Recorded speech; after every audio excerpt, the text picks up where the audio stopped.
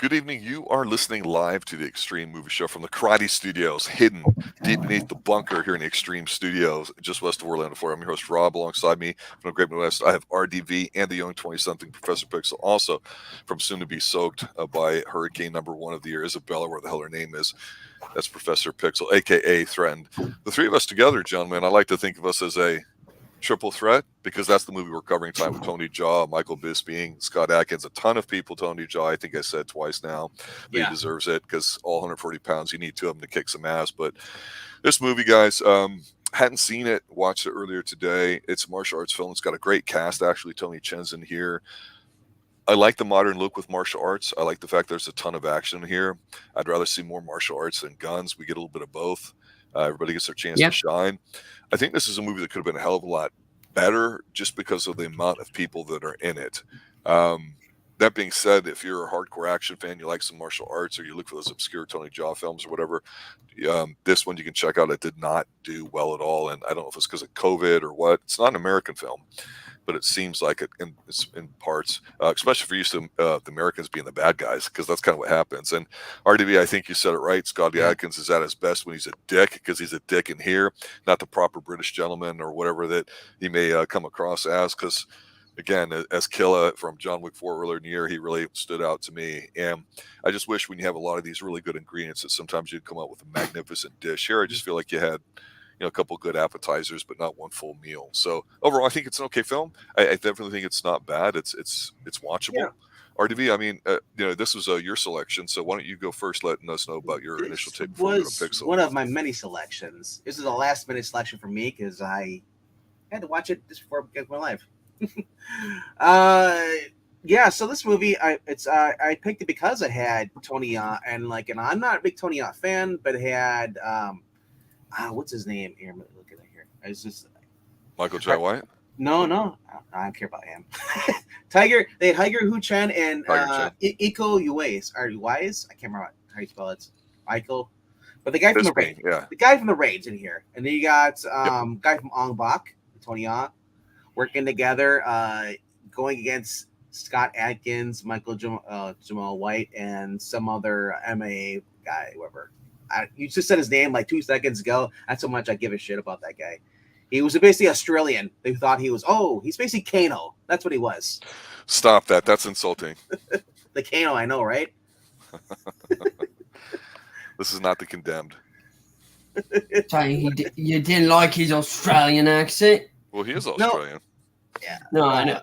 Yeah. I'm just saying his character was pretty much, actually, they were all kind of, except for Michael Jamal White. The other one, Scott Adkins, and the other guy, Australian guy, were pretty much racist. Call out some names like, "Come on, village boy," says, go, let's see what you're made of. So basically, Scott Adkins is best being a dick, because I feel how he is in pretty much every movie, whether he's the hero or not. I just don't care for him. I mean, he doesn't give up the vibes as you get like with Stallone, or even Jean-Claude Van Damme, or even Jackie Chan, Scott Adkins he seems like he's smug all the time. And maybe this is a resting smug face. I don't know. Yeah, that's a good way of describing it, because it definitely has that British air of punchability. Yeah, I mean, he's been in tons of movies, but never really good big hit movies that I know I can recognize. Also, I do have to say that we're talking about the Australian in this. He's not Australian. They're all British. So it was a fake. He's got a fake Australian British, same thing, right? Fake. One's a penal colony, one's not. I mean, come on. One speaks like this, and one talks like this. Another strip on the barbie. I would argue with you that yes, it's correct that you want to look at them being a little bit different, but I mean, to RDV's point, nobody cares about Michael Bisping in this film. He's just there because he was a name, and he probably brought an Australian audience, because this is one of those films where they take somebody from each area, being a Chinese film, and a Chinese censors, for lack of a better word, are going to want to improve the source material and the messaging that's in it. So you're very multicultural in that regard. Look, if Olivia Newton-John can spend time in Australia and Britain, it just shows you that that's like a double threat. We just don't get that here. Yeah, apparently Michael Bisping is he's Greek. designing British. We're spending way too much on Michael. I know. I'm just trying to see, like, is one of his parents like Australians or Kiwi, But overall, this is not a movie to write home about and be like, oh, it's the best movie ever. But I'll say it had the Meg star cast, and I thought it did well, better than Meg. Absolutely. If you like the actors in here, you will enjoy it. There's a lot of action. Just shows you, man, being a criminal is easy when you go into police stations in foreign countries. Right? Literally, it's like you're thinking, like, run to the police station, you'll be safe. I'm thinking, it's just Terminator all over again. Just take out everyone. There's a little bit of gore in here, but honestly, if you like the movies like The Raid, or I'm trying to think what the other guys were, Ong Bak, stuff like that, you'll like this. I thought it was kind of cool. Budget of $10 million. This wasn't an American movie. I think it was Chinese. Yeah, I was gonna say. No green screen that I saw, at least. Unless the cut the beginning where the guys get blown up in the village, the two guys going lunging forward, that might have been green screen. But most of it's just on location shot.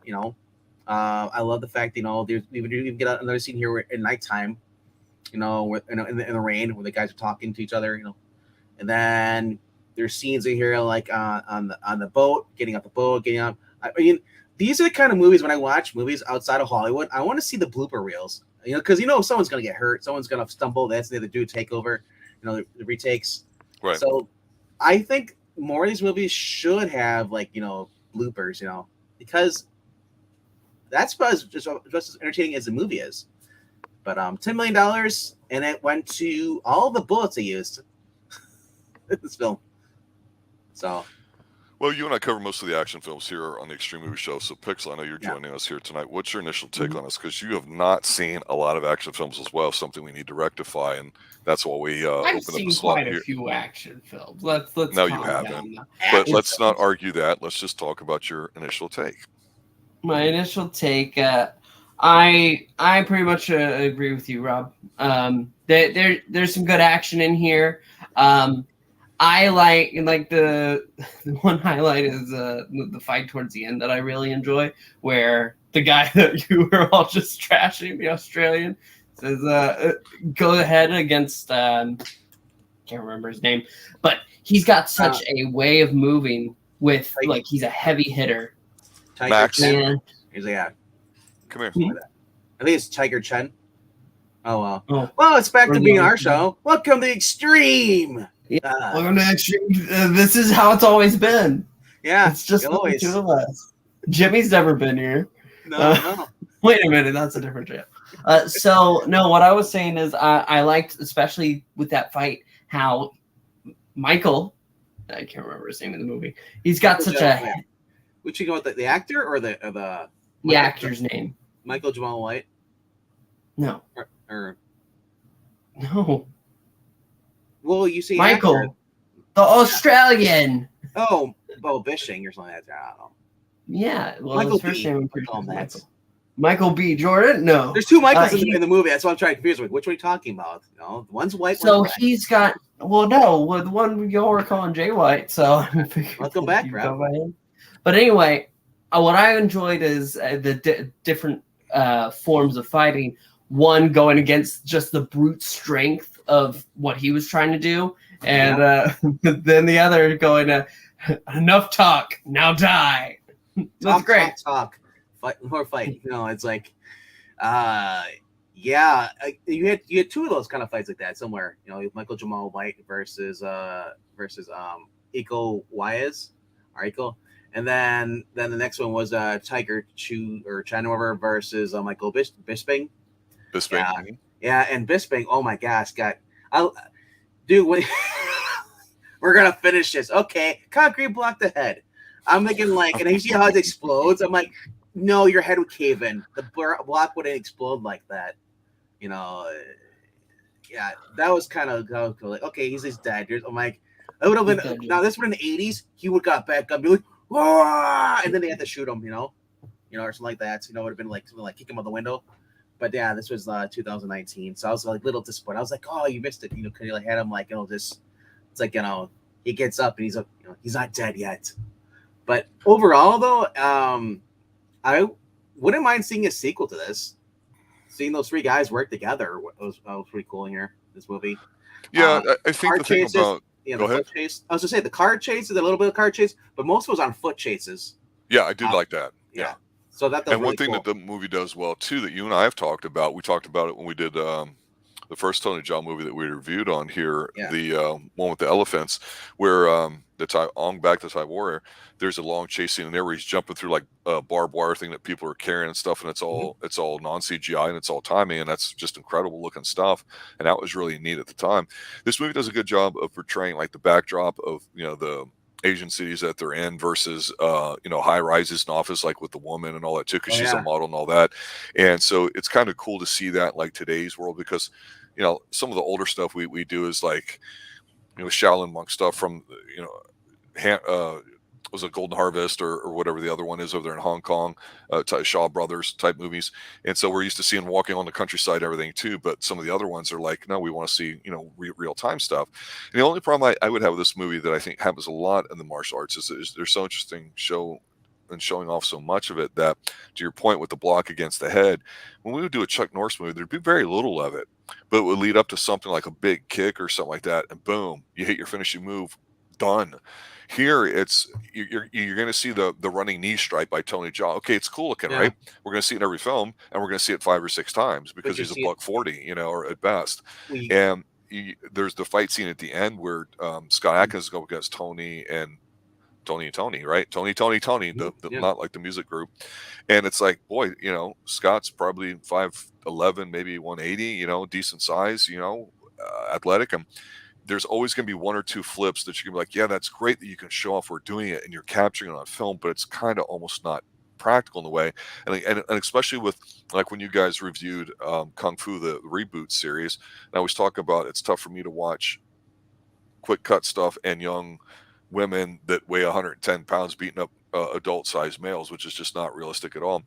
Here, you have a little bit of the same thing. You have all these little guys over there, but relative to each other, if they're the same size, right? You want to see them punch the shit out of each other. It's like watching lightweights in boxing or featherweights. But when you get a heavyweight, relatively speaking, that's got a 20, 30 pound difference on them, or even 40 or 50, you get Michael Jai White or even Bisping in here. It's like, come on. And when something like that happens, you have to go to the stylistic matchup. I mean, you really do. Yeah. And you do get that in here, but like I say, you also get some guns. There's a gratuitous gun scene in here too, by the way. You get that Kung Fu, the reboot as well too. It's called Pressure Points. Not just hitting you just like randomly hitting you. There's most of those martial arts have certain styles for hitting, disabling or crippling your opponent. You saw in this movie tonight, or you saw where he was trying to kick him in the back of the leg, wrap his leg around him. Yep. And blocking knee strike stuff. You saw how they got tossed around too. They got thrown around a little bit. The difference between this and the Kung Fu TV show, which you brought up, the reboot, is that she had supernatural strength added onto it, kind of like Buffy. So that's made up for that. So it wasn't just like, I can do all this stuff because I was in a monastery for 5 years, whatever. No. Right. And they actually had an episode dedicated to like, well, now you've lost your special connection, spiritual chi connection. Yes. How are you doing? She wasn't doing it as well. She was getting her ass kicked. But I like this. I love how they you see Aiko versus what's his name? Michael Jamal White. And he's like, he fires the guy. He's like, oh, stupid, you should have done that. He's like, let's fight, And you saw how he was just body slamming him through tables, throwing him around, and he'd get back up. They're both getting, towards the end, the only reason he won because he's able to do the running kick and then push him, and Michael Jamal White fell onto the, the banister beams, the ones that are behind you, and you can like the white things, the posts, and it went through him.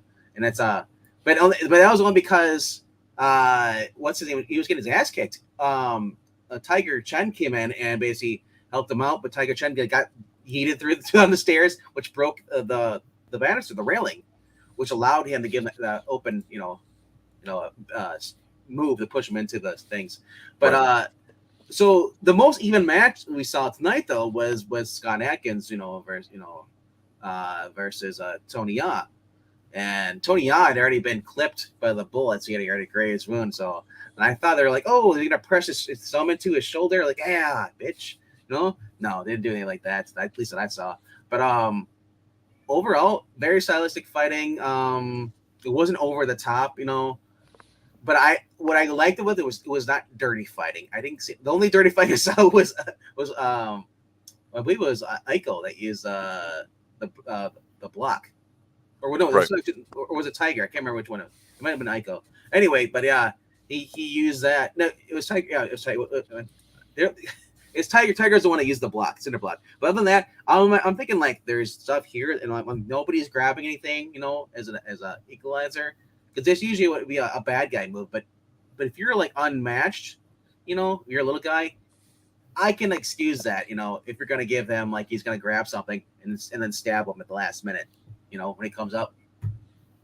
But because otherwise if it's too uneven and he doesn't have like a pipe or something, a brick that even the odds, it gets unbelievable, But Pixel, the size difference was just so striking between Scott Adkins and like Tony there at the end, and of course Tony wins. But it was just I'm shocked because physically I'm about Scott Adkins' size.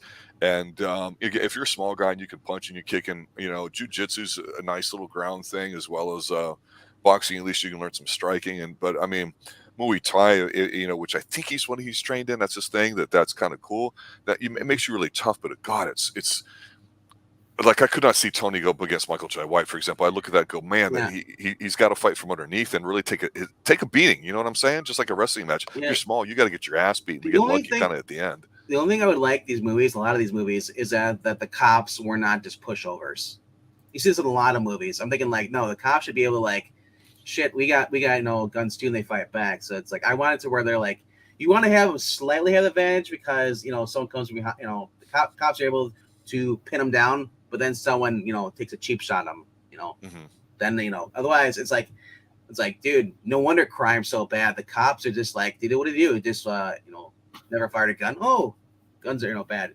Like you saw the cops running up to the guy in the park, Scott Adkins. And they're like, or was this? No, it was Michael Bisping. That's what it was. No, was it him? No, it was the other guy. The other guy gets killed in the park and by the girl. But he's running up to, and the cops come up to him. They're like, stop! And they got their guns. I'm like, dude, your gun should be in front of you, firing. Why you got your hand up? And he just shoots them. Like I don't understand that. Is that like they always paint that like remember what movie it is? That's usually how the foreign cops are, especially in the Asian culture. The Hong Kong movies, you see that, and the cops are like, stop! They're blow a whistle. It's like, dude, no. Like, do you think that the bad guys are not going to have guns on them? They're not going to shoot? Yeah. I don't know what the behind for the writing reason that is. Maybe that is a culture thing they have. It is real. You go in these other countries. I don't know. But it was irritating me when I ever see that. But I want to ask Pixel, this is your first time watching this movie, and you probably don't watch a lot of martial arts movies lately, have you? Or at least newer ones. Joshua was Shang-Chi. No, God. Shut up. Don't you ever try to use Shang-Chi on me, okay? Oh, I'm just saying that's the last thing you probably watch. No, I watched something for this channel far more recent than Shang-Chi, which came out in what, 2021? What was that? Has it been that long? I don't know. It's been over 2 years. I'm sure I reviewed a kung fu movie for this channel. If we go back over the past few not past few weeks. Have you been with the channel for 2 years? I think you've only been here a year. Yeah. No, I've been on here since before COVID. All right, so quit deflecting. What did you think of this movie? Did you like it as far as story-wise go? Story-wise, I thought it was fine. It's definitely better than what did we watch? The action movie we watched a couple weeks ago, Rob.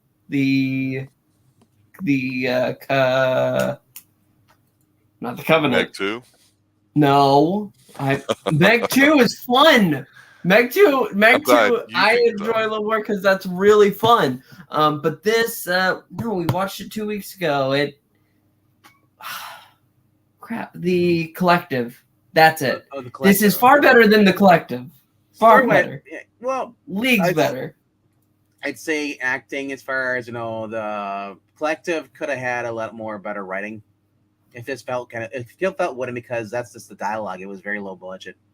It's basically like it's the movies you make when, like, Don Johnson, when he basically is no longer a star anymore.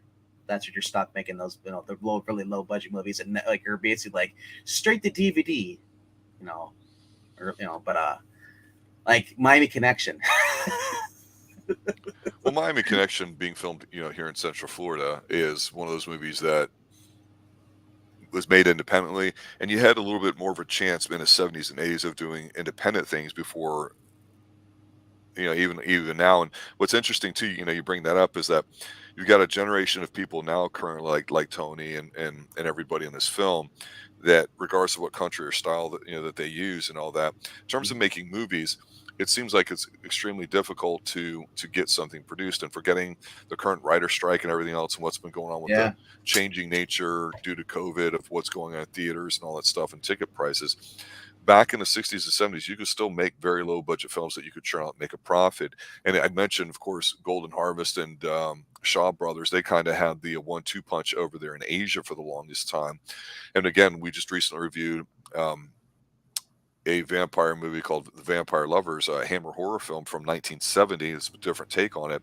Hammer did that really well. But the thing is you get to a point in your business cycle where you've kind of run out of what you can do.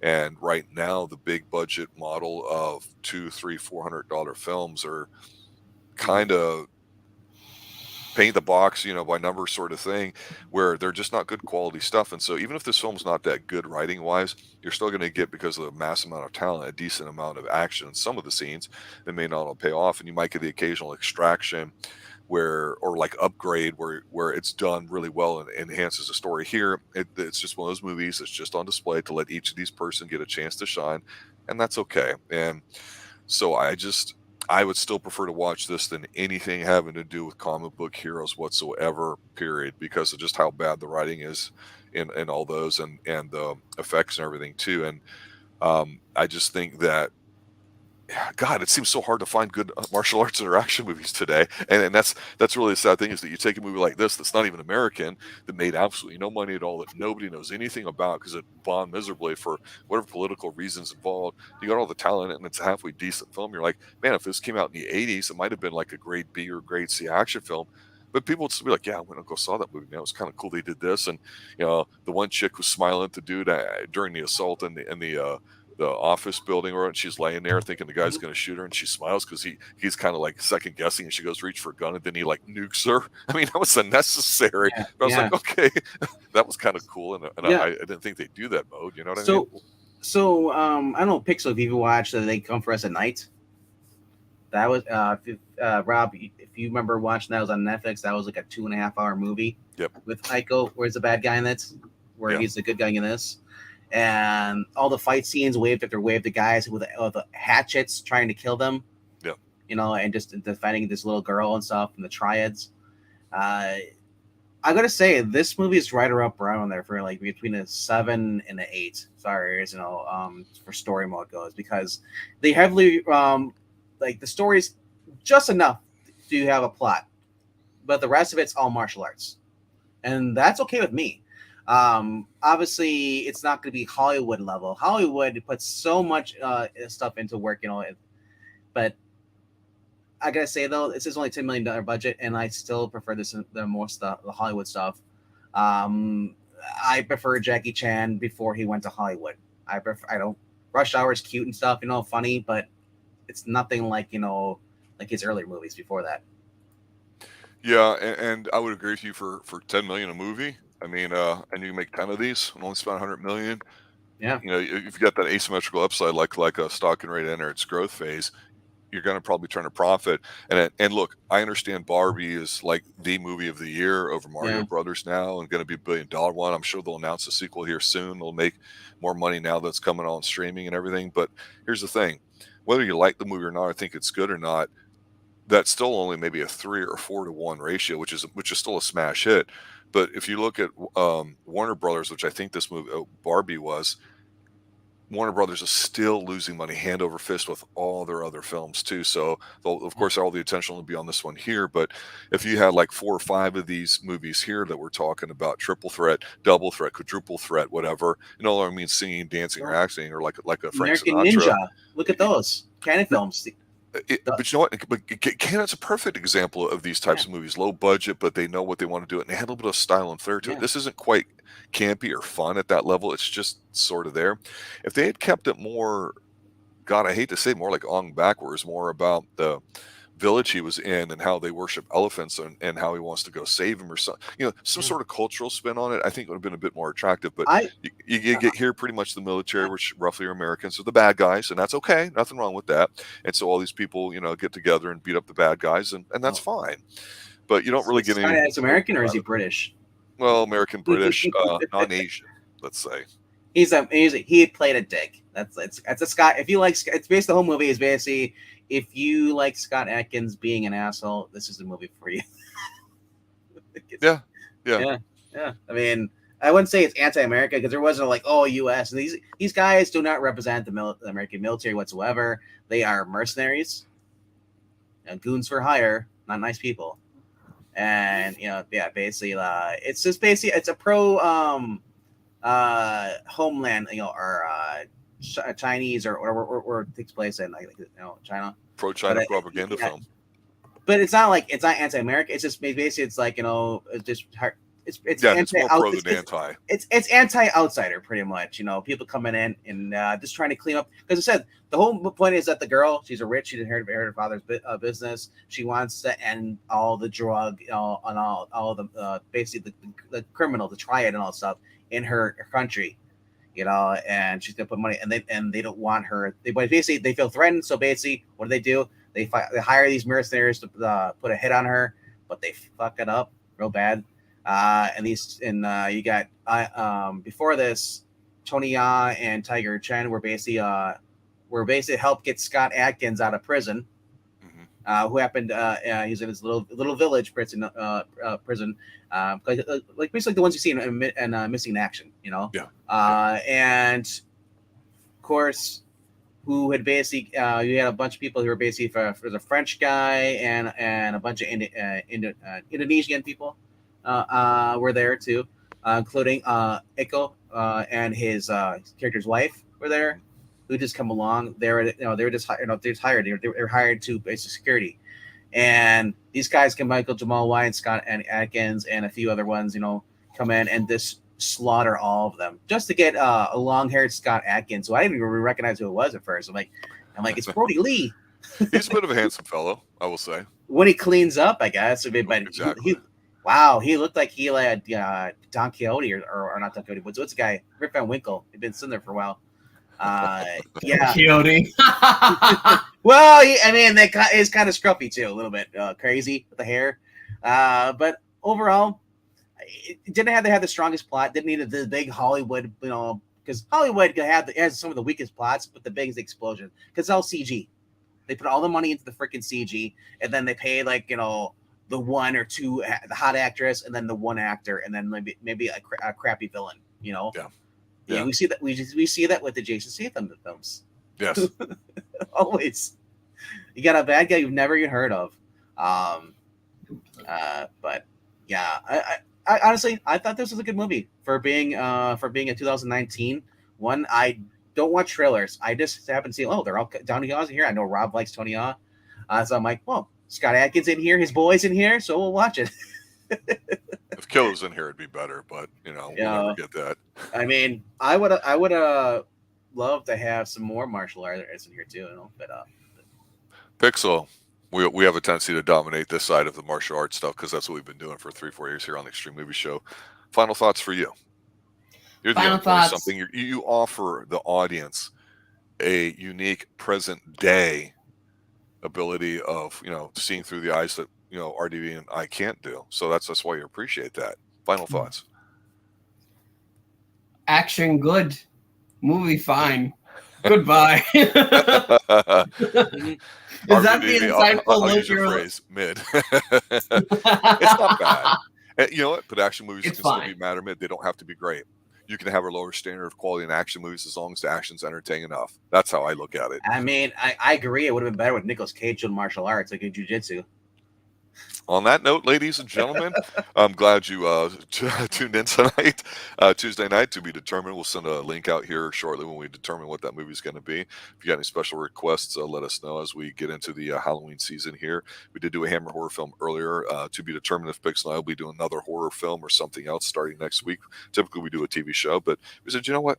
Let's do a Hammer film just because. So obviously, I want to thank both you guys for showing up tonight and all that. Pixel, we'll find something. Don't worry. You've yet to get Bronson on the show, so we'll get you through that as well and other things too. But you're young, so we have to bring you along. You know, we don't want to scar you too much or whatever. So, lesbian vampires, check. Martial arts movie, so not bad. 2 out of 3 is not bad. I can't wait till we get handicapped vampires. It'd be awesome. In a wheelchair. Good night, everybody. Stay straight. Later.